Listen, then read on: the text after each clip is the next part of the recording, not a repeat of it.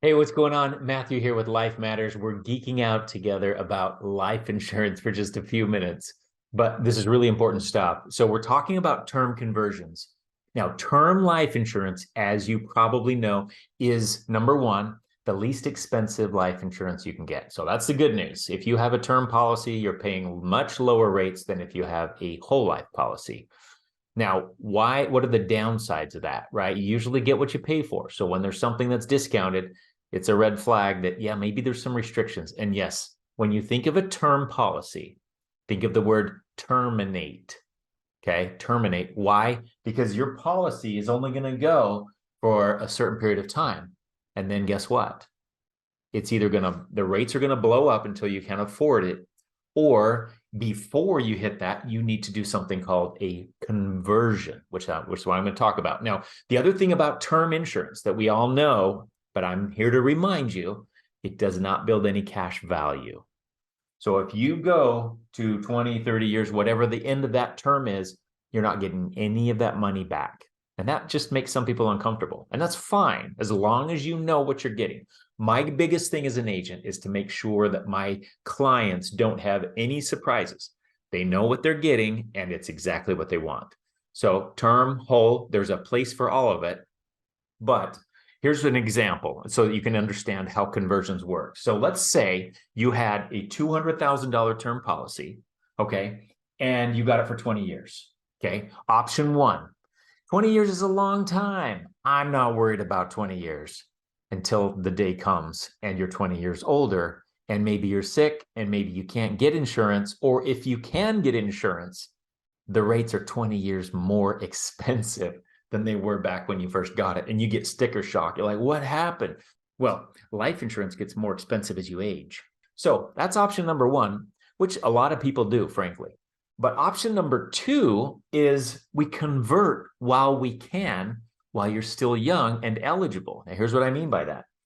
Number one, we know that term does not build cash value. So number one reason why you might want to convert is to start building cash value in some of your life insurance, okay? But number two, this is your game plan for when you hit this cliff, because that cliff is coming. That day will come whether you like it or not. And maybe you're 7 years in. Here's an example. You're cruising along, you're 7 years in, and you say, you know what? Maybe I want to convert some of my policy. It's a simple form.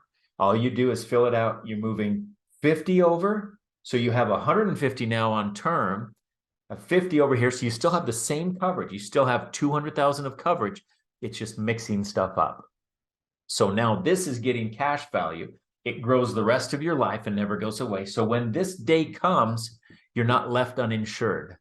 You have something that goes the rest of your life. So here's a couple of things to keep in mind about conversions. Most carriers, they want the policy in place for at least 2 years before they allow it.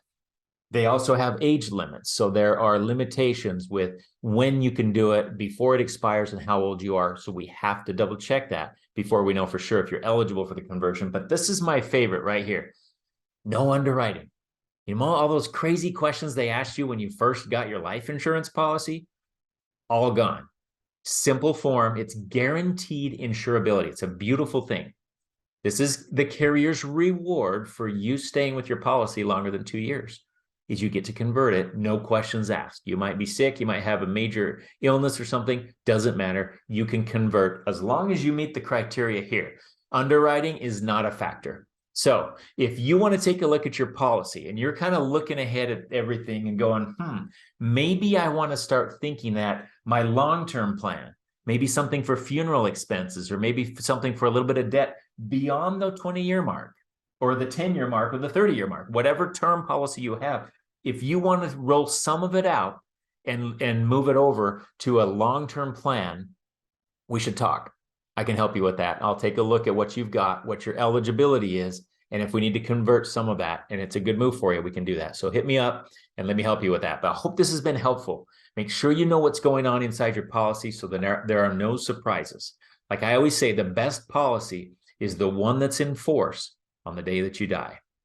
Have an awesome day. I hope this has been helpful to you. Take care.